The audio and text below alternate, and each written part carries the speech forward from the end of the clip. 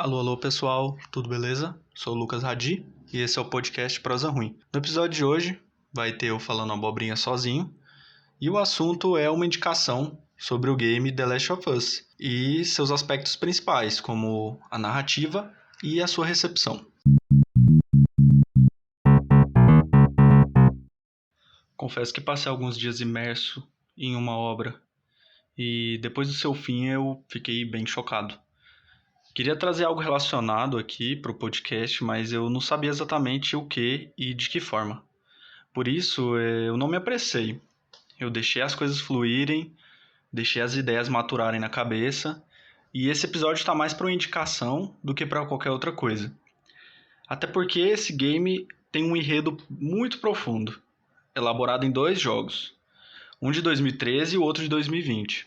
E eu acredito que ficaria meio extenso eu trabalhar profundamente em um só episódio. Então, quem sabe eu volte a falar sobre esse jogo aqui. Para quem não conhece, The Last of Us, ou para quem conhece pouco da franquia, como era o meu caso, acho que esse episódio tem algo a colaborar. Vale lembrar que se você não quer tomar algum spoiler ou coisa do tipo, recomendo você a pular esse episódio e voltar depois que você já tiver jogado ou já tiver assistido alguma gameplay. A vingança, tema central da narrativa, te coloca em mais de uma perspectiva, fazendo você jogar com a Ellie, protagonista da história, e com a antagonista, a Abby, que busca vingar a morte do pai. De maneira geral, assim, uma contextualização.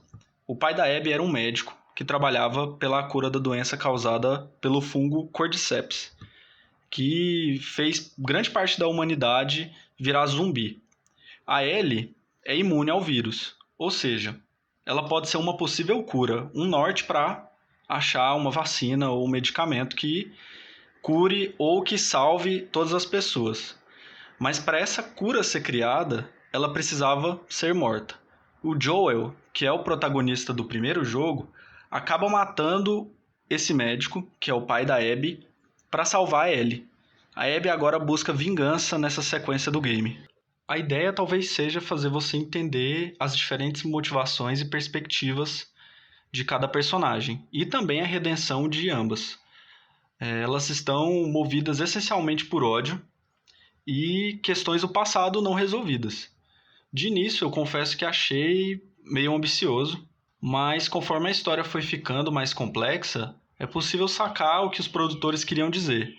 Outro tema que me chamou bastante atenção foi a recepção de alguns fãs, e aqui eu coloco o termo entre aspas, que além de críticas sem qualquer fundamento, houve bastante ódio, principalmente por causa da protagonista. O fato da Ellie ser uma personagem lésbica e maconheira acabou despertando a ira de alguma galera bem zoada. Isso foi o bastante para a equipe que produziu o jogo e suas famílias receberem todo tipo de ameaça na internet. A produtora do jogo, a Naughty Dog, publicou uma nota em suas redes sociais, dizendo o seguinte, abre aspas, apesar de discussões críticas serem bem-vindas, nós condenamos qualquer forma de assédio ou ameaça direcionada à nossa equipe e elenco. A segurança deles é a nossa maior prioridade.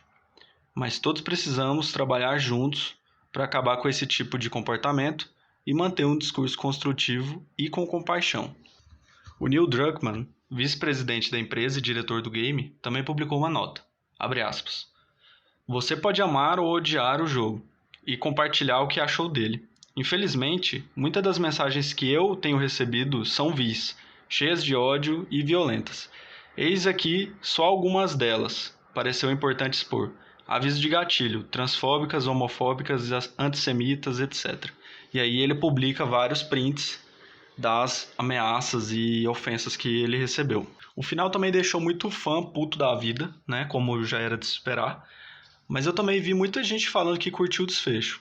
Isso é uma questão mais subjetiva e vai da perspectiva da pessoa. Eu confesso que fiquei bem emocionado e, na real, eu nem sabia que o jogo poderia me abalar tanto. O maior medo de Ellie acaba se tornando uma realidade, e isso me deixou verdadeiramente pensativo. Obviamente eu não vou dar mais spoilers sobre o final, mas vale a pena dar uma olhada. Para quem pode jogar, fica a minha indicação para jogar. Quem não pode, faz como eu, assiste gameplay e em várias plataformas está rolando stream. e vale a pena dar uma olhada.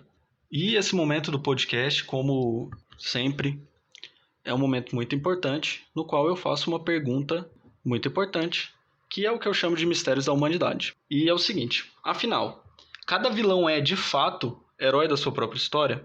Se você quiser responder ou trocar alguma ideia sobre o game, manda lá no @prosaruimpodcast e eu agradeço por você ter chegado até aqui. Forte abraço e até breve.